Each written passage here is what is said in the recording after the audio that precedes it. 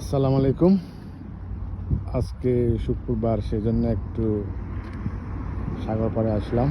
সেটা হলো দাম্মাম কাতিল সাগর পাড়। নতুন করে সাজাইছে, প্লেসটা অনেক সুন্দর এবং কি মানুষজন খুবই কম। এটা হলো নতুন এরিয়া হচ্ছে, লোকজন একদম কম। এটা যদি বাংলাদেশে হইতো তাহলে এখানে অনেক মানুষের সমাগম হইতো, কিন্তু এখন সৌদি আরব হওয়ার কারণে এখানে মানুষজন অনেক কম। আসসালামু আলাইকুম। আজকে শুক্রবার, সেজন্য একটু সাগর পাড়ে আসলাম। সেটা হলো দাম্মাম কাতিল সাগর পাড়।